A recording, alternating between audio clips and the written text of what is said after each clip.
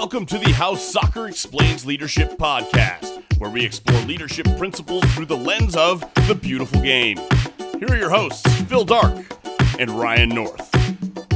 Welcome back to How Soccer Explains Leadership. I'm excited today because we are now finally able to get Ryan North back with us, my co-host, who you have heard in the introduction with our co-host Phil Dark and Ryan North. However, we have not been able to have Ryan in since really the first episode that we did for this podcast. So Ryan, welcome back to the studio. Well, thank you, Phil. And in the spirit of our mutual love for Manchester United, I feel like Anthony Martial, who had just finished serving his domestic ban, because I think me not being available and me being available pretty much coincides with Martial's absence from the starting 11.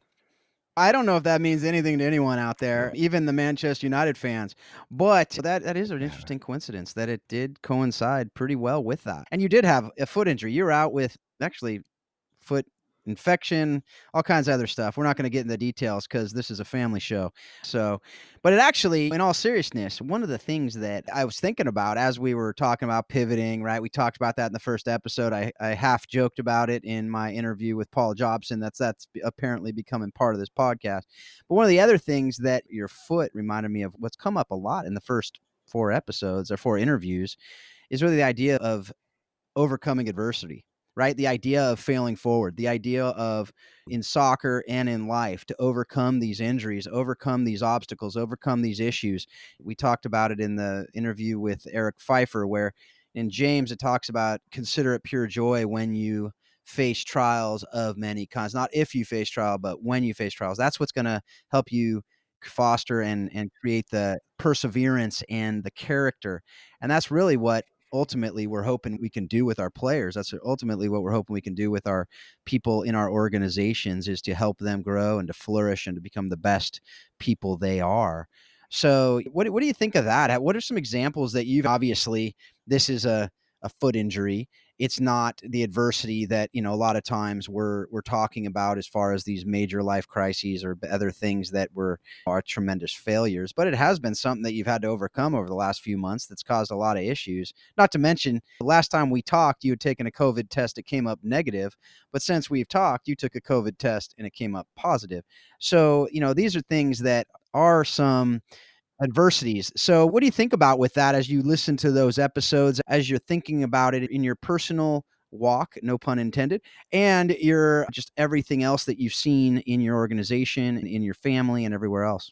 It's interesting. You talked about this idea that leaders have to make people around them better. I think that was part of the Paul Jobson interview. But the interview after that was the one I wanted to hone in on, when he spoke to Pete Kipley. And he talked about this idea that mistakes are a part of growth, which is something that really was impressive. And I wish I could remember where I read this, Phil. This idea that for people to truly be able to succeed, they have to know that it's okay to fail. Unless people feel the freedom to fail, they will never actually be successful, because they won't ever try the things that they need to try. They won't ever push themselves the way they need to. They will always feel sort of restrained by this idea that failure is not an option. And that's one of the things we've tried to do with our kids. One of the things we communicate here at home is, okay, sometimes it matters on a sliding scale what happens when you mess up. Sometimes it doesn't matter at all. Sometimes it matters a great deal, but it doesn't matter as much to me, because we'll walk through those consequences together. And sometimes you got to take your medicine in life. We certainly don't feel like it's our job to protect our children from all of that, but certainly is our job to walk them through any kind of difficulty that they have and teach them how to be responsible young people. But I tell, especially with my now 18-year-old son, he's heard this the most from me. Look, if you mess up, we'll deal with it. And yes, sometimes there will have to be consequences, but I promise you that we'll deal with it together. And so, as far as your mom and I are concerned, that when you mess up, there's nothing that you can do that will move us from your side. We will always be on your side. And I've watched him as he's really embraced that message, really watch him grow and flourish here the last couple of years of his life, as I think he finally trusts and believes that his mom and I are serious when we say that, and we're not just saying it to be heard, but rather saying it because it means something. And so I think that's such a valuable skill in terms of whether you're coaching a team, leading an organization, or parenting, that if people understand that failure is not terminal, and that you're with them and you will help them grow and learn from those mistakes. Like when I was coaching, I used to tell my forwards, the only time I'm ever going to get angry at you for being offside is if you're lazy getting back. But if that flag goes up because you're just working that defense all night long, I promise you, I'm not going to get mad at that kind of work. And I promise you, good things are going to happen before the 90 minutes are up. Because when you coach a forward, I don't know if you've ever coached forwards like this, who are just, their number one thought is, I don't want that flag to go up, they're particularly ineffective. See, there are tied like parenting, leadership, and soccer all in one.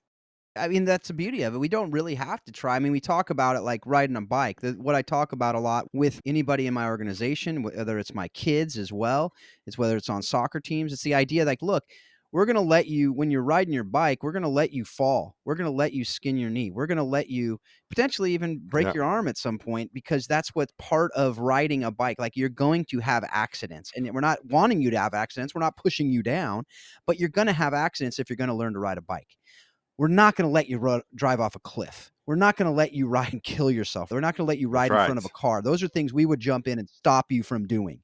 But we're going to let you have those failures. We're going to let you have those things because we know that's what's ultimately going to help you. As you said with Paul, that's what's going to help you be better. Amanda talked about that as well, that a lot of the kids, that these young student athletes, these young women who are coming into her program, their parents haven't let them experience adversity. They haven't let them experience failures, and these kids are coming in and they're the best of the program. Paul talked about that. Amanda talked about that. It's because they are the best. They're some of the best in the country, whether they're playing for Baylor or they're playing for UCLA, they're going to be some of the best. So they haven't really experienced a lot of that. Most of them, if any of them, have ever experienced where they're sitting the bench. Maybe if they're playing on the national team, but they're playing on the national team, for crying out loud. But in their clubs, in their high schools, wherever they're playing, they're not sitting the bench. They're playing, and they're probably the star of that team. But if they don't have the ability to fail, and if they don't know what it is to fail and to actually have to overcome that adversity, when they hit it, they're going to be paralyzed.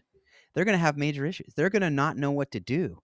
And so as a leader, we need to not only allow for the freedom to fail, and as Eric talked about it in his episode, in his interview, the permission to fail as leaders. How many times, I mean, go to a different football, go to the American football, have you seen a quarterback of a team throw an interception and you see the coach pull him aside? And my guess is they're either saying something along the lines of, if you throw another interception, you're out, or they're not necessarily telling them, hey, don't worry about it, just go out there and do your best.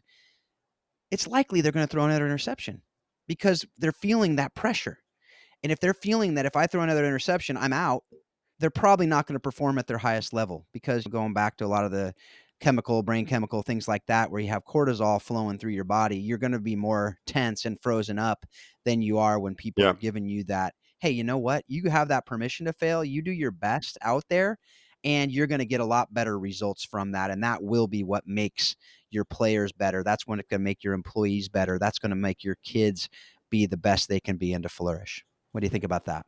Well, to your example there, the coach speaking to the quarterback on the sideline, it's, to me, I don't like that for a bunch of reasons. A couple of them being that you're coaching against a negative instead of coaching towards a positive. One of the things we talk to parents about all the time is say yes if you can.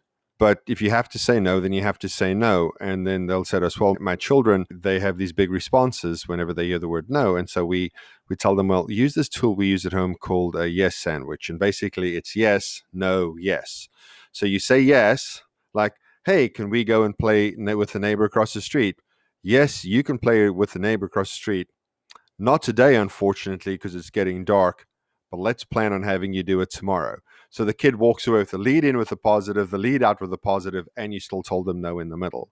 And you talked about brain chemicals. That has a completely different effect on a brain hearing, you can't do it, wrapped up in a no, as opposed to if you mess up again, there's going to be consequences. I used to years ago work at a private Christian school, and the athletic director had resigned, and it was in the middle of football season. And for those of you who don't know anything about Texas, We love God, guns, and Friday night football here in Texas. Maybe not even in that order. Friday night football, especially when you get out into Central and West Texas, in the smaller towns, they have rabid-like support for these high school kids. And so obviously, when we were bringing these guys in to be interviewed for the position, they all wanted to go to football practice and evaluate the team and give us their opinion. So part of my responsibility on that interview committee was to go with these guys to practice.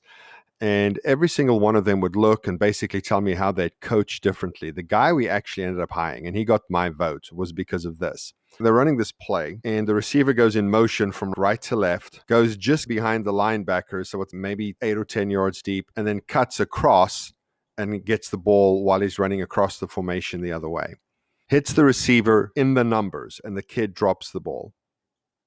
Whistles start blowing. The head coach comes racing over and gets in this kid's face and screams, "Dude, you got to catch that ball, dude. Do it again." To which the gentleman next to me, he doesn't look at me, but he says, "That ain't coaching." And I said, "Yeah?" And he said, "Your coach offered 0 to that kid to help him catch the ball. He offered 0 to make him better. The only thing your coach did was tell the kid what he already knew. He already knew he had to catch the ball. Yelling at him to catch the ball does not develop him or coach him. It just frustrates him." And I learned a great lesson that day on the sideline, because pointing out the obvious to people, while you may feel it validates that you're right, which, by the way, if you're in the business of wanting to validate the rightness of your position, I'm not sure that leadership's for you in any case. But you have to develop people in the way that actually develops them, not in the way you think they should be developed, which is why I'm glad that the show in my absence had some college coaches on, because you're still not just responsible for developing them as athletes. On the surface, that's true. But you bear a responsibility for developing them as people as well, which is why coaching college sports is possibly more difficult than coaching professional sports, because of the dual responsibilities that you have towards the young people.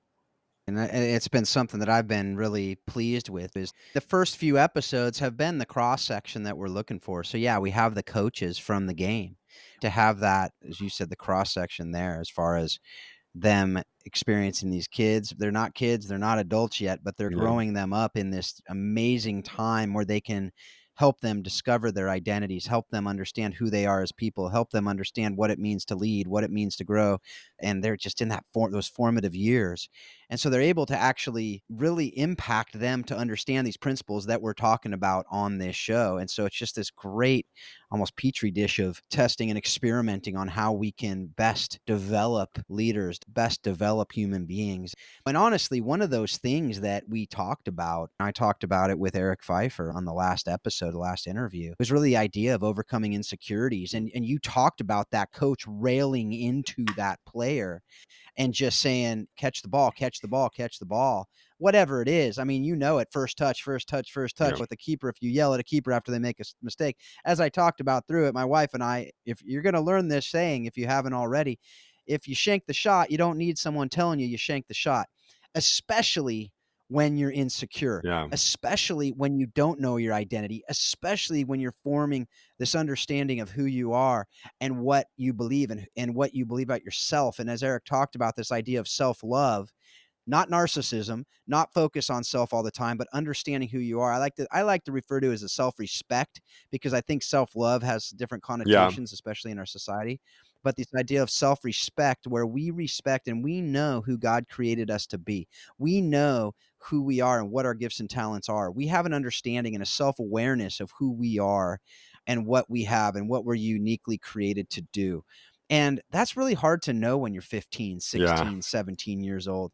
It's really hard to know when you're 35 or 45 or 55, but to have that understanding is something that when bad things happen, when people rail into you, when you're able to handle that differently. But when you're 15, 16 and you're insecure and you're not sure, and I can tell you, and you know this, you coach high school, I coach high school. I've told my daughter, she goes, do you think anyone's like, do you think all the girls are insecure? Or do you think some are? I go, yeah, absolutely. They're high school girls. Yeah. They can put on this air of, I am confident, but usually that comes out of an insecurity. Now, are there mature people who are mature beyond their years? Sure. But honestly, I still think at a high school level, I don't know that it's possible that you're fully self-aware and you're fully secure in who you are and who you're created to be.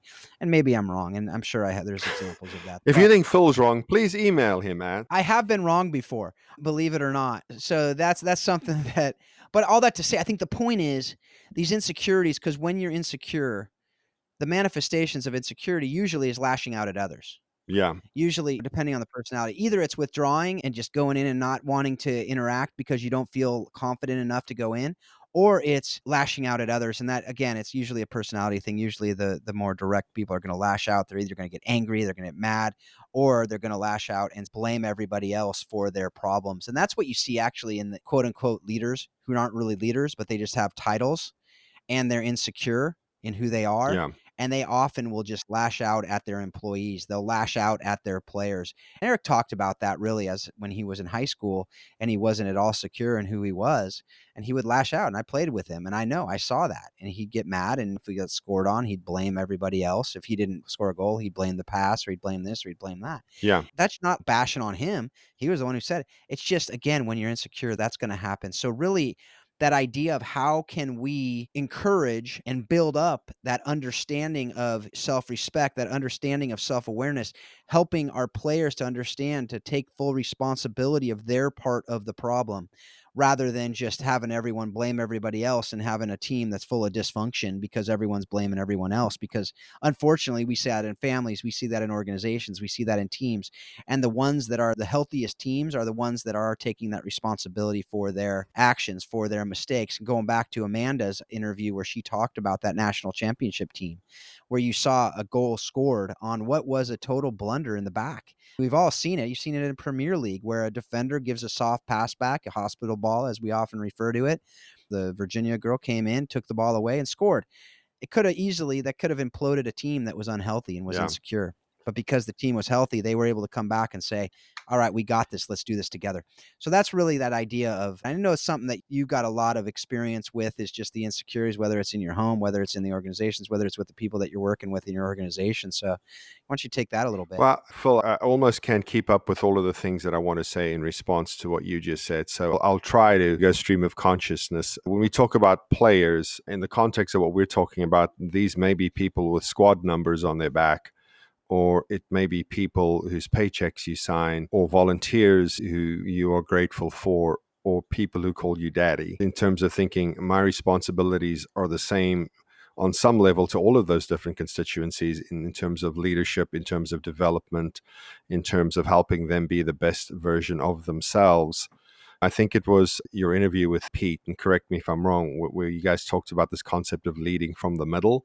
When I was a young coach, my first season, I made the mistake of thinking that the person who gets the armband is the best player on the field. I think a lot of young coaches make that mistake because somehow you think that because they're the one, and it's typically the kid who scores the goals. But what I came to understand is that the real leader of the team is the most level-headed person who understands the game in terms of the rules of the game, but it also has some tactical awareness to them that some of the other kids don't have. To me, that's the guy I'm always looking for in the armbands. And so what I've learned, again, is the people with the resume who the outside world looks at and says, that should be a leader, that doesn't necessarily make you a leader. You have to have some skills that can be developed. And when it's obvious that you have this idea, this concept inside of you that you want the people around you to be better, to me, that's somebody that I can really work with and mentor them into the fullness of their leadership of that organization. I think those are important things. That's why when we batted this idea about how soccer explains leadership around, and we're still in the infancy of this thing, and I'm excited to see the kinds of conversations we're having 2 years from now as we really mature in that idea, because it is a valuable skill set that is in short supply. And these people like Paul and Amanda, who you've had on, and some other coaches that we'll have on in the future, who really are investing in not just the athletic, but in the personal development of these young people. It's amazing. In the trauma care world, we talk about the ACEs, Adverse Childhood Experiences Study. Well, there's an ACE quiz that has 10 questions. There's also a resiliency quiz. So you can have your ACE score, but you can also have your resiliency score, which is what we want. We want resilient people, people who can bounce back from adversity. And that's why the Division 1 soccer game so interesting because, like Paul said, we got a collection of kids who were the best player in their town, and now they're just one of those players on the team. And a lot of the kids struggle with that. And they've got to work the kids through something that is really real adversity for the children. And whether it's real adversity or not, that's personal. But a lot of the kids really, really struggle with that. I had a friend who, so this story is about 20 years old, but her brother was a starting quarterback on his, at the time, 5A was the biggest division here in Texas. And his senior year of high school, he won the Texas 5A state championship as the starting quarterback. Lots of fun. We went to the game. It was then at Old Texas Stadium back then. And he ended up playing at Texas, except that he didn't play at Texas because he's a little undersized for your Division 1 quarterback. And so he ended up on the team as a third string quarterback for one season. And then he was washed out of the program. Because his whole identity was wrapped up in starting quarterback, his life spiraled. Just every bad thing that you thought of, except for getting arrested and being incarcerated, every other potential negative any of the listeners thought of when I said his life spiraled were true. Because his entire identity was wrapped up in starting quarterback. And when that wasn't real anymore, his life just crumbled. And I think that's an important thing for us to, as we develop people, to understand that there is so much more than what they're able to do. As people, they have so much more value than just as people who can do things. I love the idea of the leading from the middle. It's something that I talk about all the time with people. I talked to my daughter, in fact, just recently. She was not named captain of her team, and she was bummed, as you might expect. I do think it's funny, too, because she's like the #1 vice captain or something. She's like the second captain. They have a captain, co-captain, and she's the vice captain. So she's third in line, whatever. She's like the Speaker of the House. So she comes home, and we talked about it. I mean, we talked about it in the past. She hasn't been named captain in the past, and we've talked about it. I go, does that mean you're not a leader? And she says, no, of course I'm a leader. And I said, good, because that's what we've talked about, right? Because she knows. And I said, and you lead. You're a leader. You're going to lead, whether you have that band on or not. You're a leader. I've talked to my players on the high school teams that you're a leader, whether you were named captain or not. You are leading somebody. Everybody is leading somebody. We talked about it actually during that interview with Paul. What's funny too, though, as I mentioned, she's like this third in line, and for whatever reason, the third in line gets to carry the equipment. She's basically the equipment manager. That's the reward for being third in line. It was interesting to me because there's this great book called Legacy. And I know this is going back to the All Blacks thing for you, so I apologize if it's going to cause more issues in our friendship. But the Possibly. Legacy book, where it talks about sweep the sheds, that's one of their things, is that the captains, the best players on the team, are the examples. They're the ones sweeping the sheds. They're the ones that are cleaning up the mess. They're the ones who are carrying the equipment. They're the ones who are doing that. They are leading by example. They are leading by serving. And that's what I told her. I said, what a great thing that you get to do for your team. You get to serve your teammates. And that is such a huge part of leadership. And that's something that I said, do that with fervor. Do that the best you can do it, because that's going to show, that's going to shine. Don't complain about it. Don't get bummed. Don't bring attention to yourself for doing it. Just do it, and do it with excellence, because those are the things that maybe not 12-year-olds are going to notice that, but 16-year-olds are going to notice that. Yeah. Coaches are going to notice that. Employers are going to notice that. If you're not asked to do things, or if you are asked to do things and you do it quietly and with excellence, that's going to be noticed. Whether you think it's noticed or not, it's going to be noticed. And those are things that I know with as you said, with your kids, when I see my kids quietly, without looking for acclaim, just doing the dishes or picking up messes or cleaning up, so they see something on the ground and they, rather than walking by it because they didn't do it, they pick it up and they throw it away. These little things we notice. I mean, you notice it as a parent. I notice as a parent. When I see that as a coach, when I'm watching my players and I see one of them, you know what, just pick up the balls. We don't have to ask, hey, can someone go grab the ball against that fence? They're already running to get it before practice is over. They're coming and putting it in the bag. They're carrying the balls to the coach's car. Whatever it is, those little things, that's leadership. Yep. That's the servant leadership that we talk about. That is true leadership, and it is influence, and that is what creates healthy cultures. Those are all these things that we're talking about, are all parts of building the healthy cultures, that people are leading by example. People are leading by being first on the field doing drills, being the last off the field, making sure that they're working on whatever. They're leading by juggling. They're leading by whatever it is. You're doing it with excellence, and you're doing it not because somebody said you have to, not because somebody asked you to, but because you know it's right. And that's what you're going to do. That was something I loved, that pattern over the last few interviews. So if I can just say something about your conversation with your daughter, because essentially what you told her was, you don't have to, you get to. And I think if we can help people understand that mindset, that nobody's making me stack the chairs, I get to stack the chairs. And it changes right. your attitude, and you can find joy in small things, because it's like our pastor said the other day. If somebody calls me and said, Pastor, I just feel like the Lord wants me to speak to 20,000 people, my first question is, how many people have you spoken to before? And if they tell me zero, I'm like, you don't get to go from 0 to 20,000. That's not how it works in reality. And this idea of paying your dues, which is really a hard thing now, because you can have an enormous amount of following on social media. But we've really kept that, because I think you and I are close enough in age that we're probably old school enough in the way we think about these things. Definitely old. I'm a big believer in paying your dues. Now, in my 20s, I didn't like doing it. But I tell people this, we'll have ministry leaders contact us and say, hey, we need some advice on how to grow our ministry, how to, with the next phase of the organization, how we can make it better, and those kinds of things. And I will typically ask this question: who does the public speaking for your organization? And they will say, well, I do, with a smile on their face. And I say, okay, well, who stacks the chairs and cleans up afterwards when you're done? Well, we have volunteers for that. And then I wondered to myself, okay, because I think that if speaking on the stage and inspiring people and communicating your organization's message is beyond you, that's a problem. But if stacking the chairs and cleaning up afterwards is beneath you, that's equally as large of a problem. Because I think that you have to be able to run the full gambit of everything that what has to be done, with the same amount of enthusiasm and joy. I love public speaking, but I'll also stack the chairs because I know that's part of the job. And so oftentimes people think that being a leader gives you some sort of high British nobility privileges, but it's not. It is showing people the way and developing people around you, which is why I'm so thankful for the people who have mentored me in my life. And whenever we get an opportunity to speak into the lives of ministry leaders, families, and kiddos as well, I'm really, really grateful for that Yeah. opportunity, because if we're not sharing the things that have helped make us better, then we weren't really deserving of those things being invested in us, in my opinion. Absolutely. I mean, that's something that I've talked so much about. I actually wrote about it in Pursuit of Orphan Excellence, with the idea of the get to versus the have to. Yep. C.S. Lewis has a great quote on that, where he says, duty is a crutch and it's a substitute for love. Mm. And you'd never use a crutch. And you know this with your foot, right? You'd never use a crutch if you don't have to.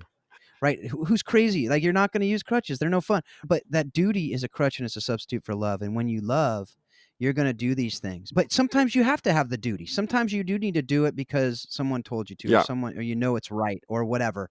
But that hopefully is in the process of learning it, so that you actually know that it's a get to, not a have Yep. to.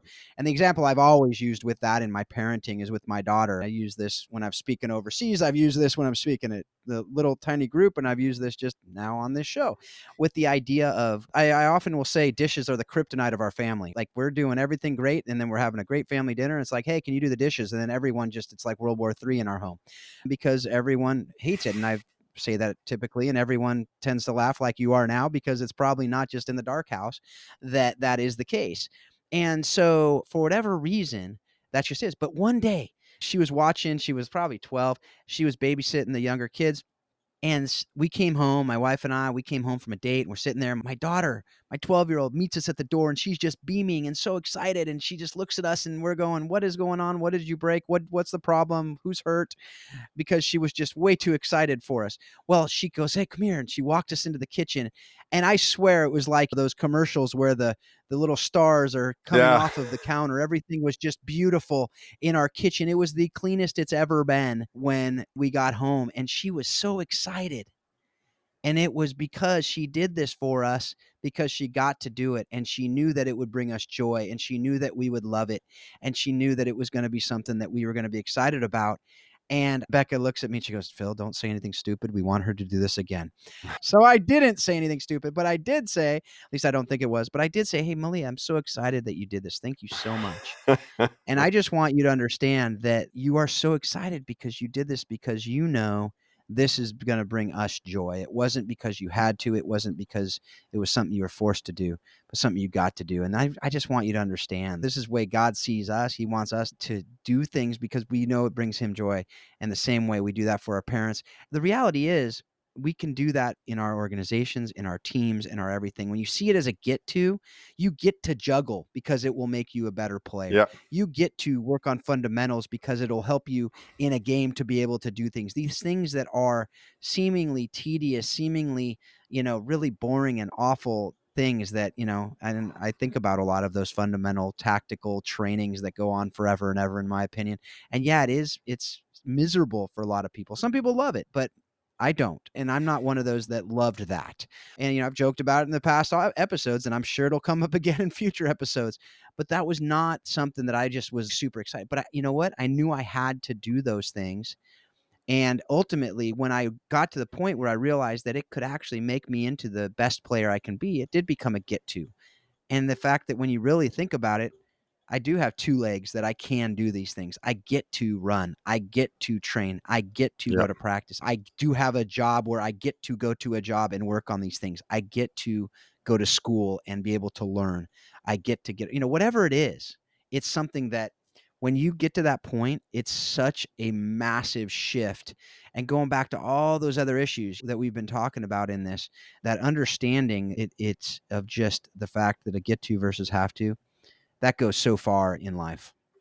Absolutely, no doubt. I was thinking when you were telling the kitchen story there that you, and my wife all know each other personally. We've never met Becca Dark, and No, you I haven't. think that is something that needs to be remedied as soon as possible, because she sounds exactly like my wife, who would, the only difference is if I told that story, my wife would have said, after she smacked me on the arm, she would have said, don't say anything stupid and ruin this. Yeah.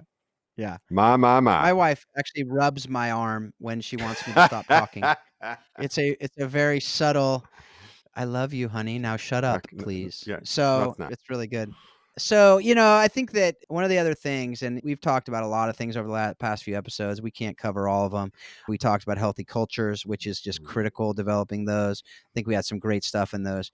But one of the things that I did want to mention as we're finishing up here is the idea of parents, because I think that it goes to not just the parents with their children, but a lot of the other principles and leadership principles that we talk about. But parents that are micromanaging and pressuring their kids. Pete Kipley talked about it. Amanda talked about it. Amanda actually talked about it in the context of recruiting, where she said, look, if I see parents railing on their kids and I see parents yelling at the refs all the time and I see parents yelling at the coaches or doing whatever, I'm not going to bring that player into my team because I doubt they're going to be healthy. I mean, the likelihood of their being healthy, I just Yeah. can't take that risk. And I've heard employers say, if something happens, the employee, something happens to them and they give them a punishment of some kind or discipline of some kind. And they've told me 26, 27-year-old employees, their parents will call them, call the employers and talk to them. And they're going, what is going on in this world? But this idea of the micromanagement, the idea of it's not letting the kids launch, quite frankly. Yeah. But I see it with parents oftentimes, and I've seen this unfortunately, either it's super intense, definitely, but it's either they have never played the game and so they're wanting to live through their kids a lot of times or something along those lines, or they just feel like their kid is so good, we have to get them the best they can be, no matter what, at all costs. And that never turns out well. Even if they're really good players, usually one of a few things happens. They burn out or they play for the wrong reasons or they get to college. And again, it's that they're never facing that adversity because their parents have been helicopter parents and coming in and saving the day if anything goes bad. But usually at the end of the day, usually they're performing without that freedom to fail, without that ability to do like we've talked about in the past. It's not a get to, but it's a have to. So they never get to experience this joy of playing. They never get to become healthy. They never have the opportunity to become healthy human beings because the parents are coming in at that hard level. And I've seen it with bosses too, right? Their employees are not able to flourish at the highest level because the bosses are micromanaging everything they're doing. They're not giving them that encouragement and that love. And it goes back, I think, that coach, I mean, this is really coming full circle in the conversation because that coach that you referred to is really an example of what a lot of parents are doing as well, is they might not be saying it right at the moment. But as Pete and I talked about, like Pete said, I don't talk to my kid about soccer unless he asks me a question. Usually it's not for a while. I have talked about it with my kids because if they ask me, because I'm a coach, whatever, and they know that I know a lot of that stuff. But it's something that I think it depends on each relationship.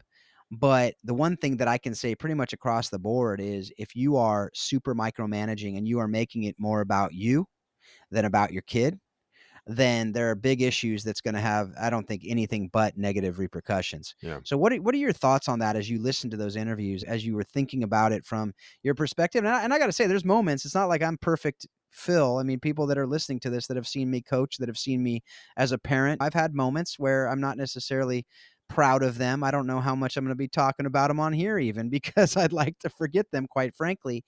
But if you see it as a pattern and if you see it as a norm rather than as the exception to the rule, then there are things that we really need to remedy, I think, in the way the parents are handling it. So, what would you say as far as advice to parents, as far as talking about what Pete and Amanda specifically talked about with the parents in this regard? And how that does apply to the business world, to the organizational cultures out there as well. So let me go a little neuroscience light here for just a minute, Phil. We know, especially since the majority of our work is with foster and adoptive folks, whether it be parents or organizations, we understand how trauma compromises the brain's ability to interact with itself, not just in terms of left, right, but in terms of up, down as well. And a lot of kids, for a myriad of reasons that we don't need to go in here, have compromised inter-brain communication skills. Now, that's a problem for a couple of reasons. Number one is if you have an emotional response, being able to have logic and reason counteract that and help bring your mind to a better place is more difficult. But also accessing the prefrontal cortex, it becomes more difficult as well. Think of it as somewhere between really bad dial-up internet and no internet at all. And so part of that prefrontal cortex, there are the executive functions of the mind, the 8 of them, and one of them is creative problem solving. And so a lot of complaints I get from families is that my child doesn't think it through. My child's not thinking this through. I'm like, well, because we don't give our children any practice at it, because whenever there's a problem, we just tell them how to solve the problem. That's not developing the kid. That's not developing the player. That's not developing the employee or the volunteer or whatever your relationship might be to them. It takes a little bit longer. And this is a perfect example of leadership. It's not about just giving the answer. That's fine for management, I guess. But if we're contrasting management versus leadership, then part of your responsibility is to develop that person, which means I have to take the time to develop them. And so with our kids, I'll say, I'm stuck. And I'll say, okay, well, what do you think we should do? Not I have clarity about what we should do. It's like I told my wife the other day, I'm not always right, but I'm never indecisive. Whether I'm right or wrong, that's for others to decide or for the results to determine. But I'm rarely indecisive. So I have to take a breath and step back from that, because if you're interested in truly developing people, then you will try to reach them in a way that's beneficial to them. It's not about conforming them to the way you view the world or conforming them to your will. It's about getting their buy-in. And I'm not saying you have to govern by committee or consensus. That's not what I mean. But if you truly want people to go with you, you have to get them on board. And so you can present the information in a way that they're able to receive it. And if your usual style is banging your fists on the table and yelling, and you're working with people who close off to that, then you need to not do that, because you have to get those people and bring them with you. So in response to your original question, I would say that if we do want to develop problem-solving skills in our young people, whether those be our players or our kids, and whether that be in the terms of parenting or in terms of their development as athletes for the parents, you have to invite them into finding the solution and not just mandating it all the time, because you may end up with a pretty gifted player at practice who can juggle the ball 100 times perfectly, or just pop it off the crossbar, steady it, and pop it back like Ronaldinho did in that Joga Bonito ad all those years ago. But you're not going to end up with somebody who's a creative problem solver. And that's why I really, really gravitate towards the beautiful game, because unlike most sports, it does allow for that creative element. There is a level of expression that players can have. American football, every 15 seconds, somebody tells somebody what else to do, what to do next. Even rugby, which seems like the free-flowing version of American football, they run very specific sequences and plays from certain situations that they try to create during the game. Soccer, we have set pieces, and then basically you got to put all the pieces together, right? We can talk about ball possession. We can talk about passing. We can talk about how to play, do all the drills that let you play in Barcelona's tiki-taka style. But at some point, the kids still have to go out there and do the thing. And if we've not developed their problem solving skills and their creative thinking, I think it really, really hinders the expression of those things that we try to teach them at training. And the same absolutely is, there's a 100% correlation with parenting. I think that that is so good. And that's what I love about this, where you can bring in the actual neuroscience to it that isn't something that you just read in a book, or that you, well, maybe something you read in a book, but it's also something that you're living out and you're doing in your organization. It's Yeah. what you do. So it's just something that's part of who you are. And it's not like, because I have read those things in books and I totally agree with them, but for me, it's just telling you and regurgitating somebody else's stuff. So the idea of really getting the best out of our kids, the best out of our teams, the best out of our organizations, the best out of our employees, whatever it is, that's really the goal that we have for this, is to help others to flourish. Somebody asked me, what would you hope someone says about you when you die? What do you hope? And I've written my eulogy. I've done that stuff, which is kind of morbid, as we've talked about in the past. Yeah. But at the same time, I think it's super helpful for understanding who you really want to be and to be able to put things up against that mirror, so to speak. But I really brought it down to this essence of, I just really want to glorify God by helping others to flourish. And that really is at the core of leadership. That's the core Yeah. of what it is that we should be doing with others. And when you do that, you're going to serve them. You're going to really seek to help them to get through. And it's interesting because Eric Pfeiffer, again, last interview we did last episode, he talked about the 4 levels of growth, the 4 levels of development, and the patterns that we go through, and really anything that you want to get great at. It really goes through the honeymoon phase of, this is so much fun, this is amazing. And you see kids do that when they're playing soccer and they're just joy and it's fun, it's fun, it's fun. But if you want to get to that next level, it gets really hard. And Yeah. that's the, as he called it, level 2 is the I suck phase. I think he put it in different terms, but that's really the idea. And he said he could have used very different language depending on the different podcast. But that's really the idea, that I'm no good at this. It's way too hard. And most people don't get past that phase because they just give up. Yeah. But that's, I think, the most important part for the coach, for the leader, in whatever it is, to be, for the parent to be able to come in during that phase and not micromanage it and not force it and not come in and say you're terrible and reinforce the idea that you stink at that, but to come in and to be able to help them to flourish. If that is something that you see that they are gifted at and that they can go to that next level, or even if they're not gifted, but they want to go to whatever level of it, that you can come in and encourage them. You can come in, again, going back to the bike analogy, you can get them back up on the bike. You can help them to ride and to get past the injury, to get past the difficulty, to get past that, and to know that it may not be the right time right now, but to say, if you ever want to get to that level, I've told that to my kids many, many times. If you want to get to the level, I will push you to what the level that I know you need to get there. If you don't want to get to the level, just tell me now and I'll stop. We won't talk about it. And you don't need to play soccer. You don't need to play an instrument. You don't need to do whatever it is. But if you really want to get to the next level, I know what it takes to get there. And I'm going to push you in the right way, knowing their personalities, know who they are. But then once you get past that second phase, then it does get to you're really enjoying it and you're getting to that level of conscious, I forget exactly what he called it, but just that conscious being good at something. He called it something really cooler than that, but that's really the idea. And then it gets to a muscle memory where you are doing it without even thinking. And that's what you see at the professional level. You see that muscle memory in a lot of ways, but the way they keep it muscle memory is by working on it over and over and over and over in practice.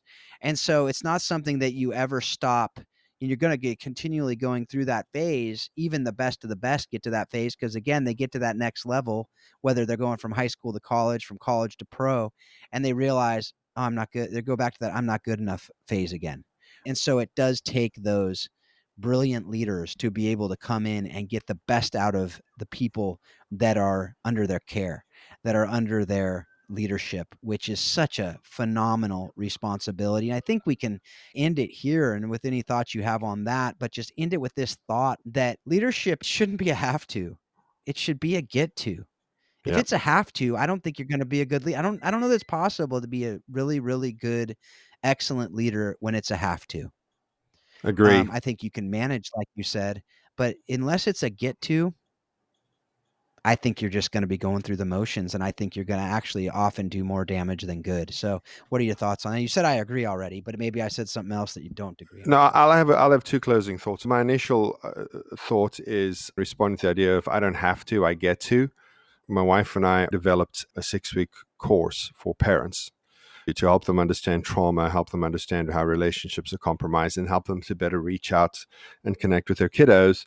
I don't know if you've ever done anything like that. I don't know how many of our listeners have ever done anything like that, but it's not 15 minutes of work to develop about 9 hours of content. Each class is 90 minutes, and then all the follow-up stuff. So it's a lot of content, and there's a lot of back and forth, and there's a lot of iterations of it, and there's a lot of going to bed at 2 a.m. because that's when we finish the work session. But I never ever feel down about that, because I never ever feel, oh, what a hard knock life I live. I went to bed at 2 o'clock because we were working. But we find great joy in it because we get to do something that benefits other people. I don't know what you think about Simon Sinek, but I get to quote him because he was born in South Africa like I was. And he said that profit isn't a purpose, it's a result. To have purpose means that the things you do are of real value to others. And that's leadership, man. If the things I do are not of value to those around me, then I'm not sure I'm leading them. And so direct response to you, having an attitude of I get to do this, means that I will feel like it's a privilege that I get to do this. And I will certainly respond from a place where I view the task, the assignment, or whatever you want to call it, as a privilege rather than a chore that was forced upon me. So yeah, mindset matters. One of my favorite books is Mindset by Carol Dweck. I don't know if you've read that or not, but fantastic book. I haven't, but it's been referred to me on Think Orphan, and now it's been referred to me on How Soccer Explains It's Leadership. fantastic. So that's probably a hint that I need to. I think it's in my Audible queue, but that's a really long queue. So I think this is a hint, though, that I need to read Mindset by Carol Dweck. Yes, it's right? Dweck, Dweck. It's So- fantastic. With that book recommendation, that's often how we end these episodes anyway. That was totally unplanned. We are just on track right now, folks. So, but in all seriousness, that is a really good place to finish up, because you talked about it really right there. The idea of leadership is privilege. It is a privilege. And unfortunately, we hear that word thrown around in a lot of different ways today, right? Privilege, privilege, privilege. But it is a privilege. Back to the old classical word privilege. It's a responsibility as well, but it's something we get to do. It's something that is not a right. You don't have a right to lead because you have a title. Yep. It's something you earn. It's the influence. It's something that you earn that respect. Leadership is thrown around, and leaders are thrown around in our country so often, in our world so often, that we've forgotten that actually leadership is influence, going back to that first interview with Paul Jobson. Yeah. And it's something that we get to do. And it's something that if you don't see it that way, then you're probably not leading. With that, I think that's a really good place to finish up today. And I just want to encourage you folks out there, if you haven't already, go to the Facebook group that we have to be able to go deeper into this conversation, go deeper there to be able to understand a little bit more, to ask questions. Might get some sneak previews of who we're going to be having on as guests to maybe get some questions that you can ask them. But any questions you have from our guests, any questions you have for me and Ryan, you can do it there. You can also email at info@howsoccerexplainsleadership.com. And we can take those questions there as well. Any recommendations for guests, love to get those as well. And honestly, is if you can connect us with those people and we can have the conversations and see if they'd be a good fit to have on the show. We'd love for you to be able to be a part of this. Want to hear feedback from you as well. If you can tell us how we're doing well, how we're helping you, what you'd like to see more of, to be able to have you really be a part of making this show what we think it can be.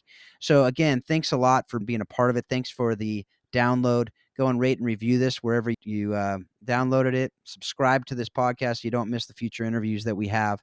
And most importantly, take whatever you're hearing here, what you're reading, what you're doing, and inform your leadership on how you can lead yourself, how you can lead others with more and more excellence each and every day. Thanks a lot. Have a great week.